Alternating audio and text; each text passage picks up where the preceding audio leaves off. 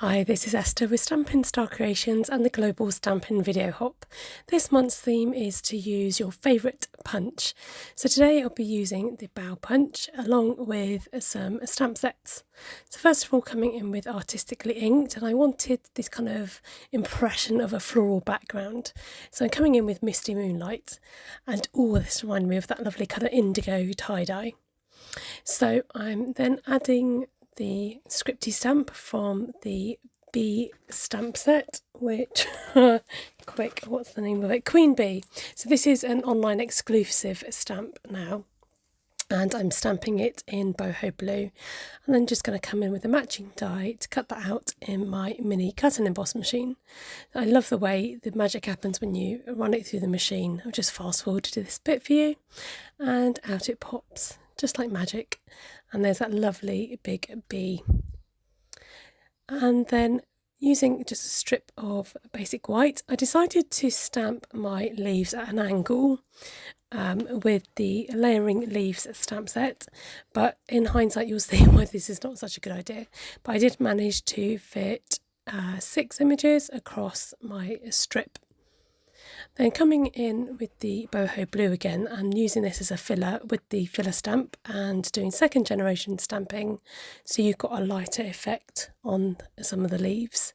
So the initial stamp was with Misty Moonlight, and as you can see when I come to punch it out, it's just not the right angle to go through the punch, so I had to cut these down individually to feed through and to get them aligned to my BOUGH punch.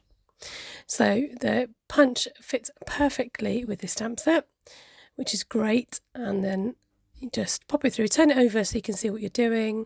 I like to hold the punch halfway just to kind of secure your card in place, and then continue to press down when it's ready to cut out all your lovely leaves. And to give the leaves more texture, I'm just using some tweezers to bend the leaves to give it some more shape. And I decided to bring on these lovely decorative masks to add just a bit more detail around the edge, and then coming down to the bottom half. And I didn't want to overdo the masking and have lots of this effect, but just coming a little bit with the Boho blue and my blending brush. So turning all my leaves over, I knew that I wanted these to have some dimension to them, so I'm meticulously coming round with my small dimensionals. A lot of them are cut in half so that they'll actually fit on the leaves, and for each one I put the dimensionals on a different leaf.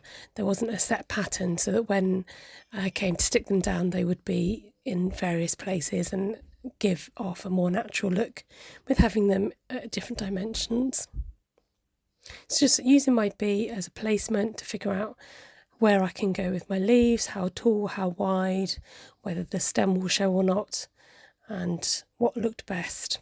So I decided to just follow that lovely flow up the card and around, rather than to fill it out too much where the bee was.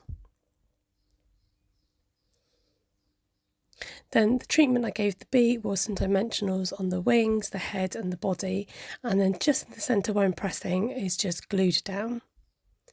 I'm coming in with my Wink of Stella and adding this to the lid of the Boho blue colour, and when you do this you get a lovely glittery paintbrush happening, just to fill in some more of the details on the bee, just to give it some more detail. And just lightly going over that heart in the centre, and then whacking it over the lid. This sprinkles glitter all over, which is lovely. I'm using this Night of Navy ribbon, which is a perfect colour match, and I tested fraying this out and I wondered if it'd fray in the middle, but I think because of the way the ribbon is structured it didn't really do that. So I've just cut splits in both sides, and I'm just going to tuck this under the bee's body to try and fit that in, and then I grouped the ribbon together. So the idea is just to add another added texture to the card.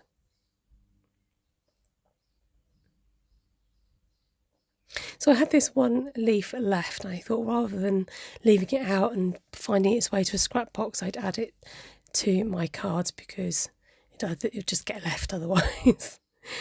And then this is the whole card is going on to a Misty Moonlight base.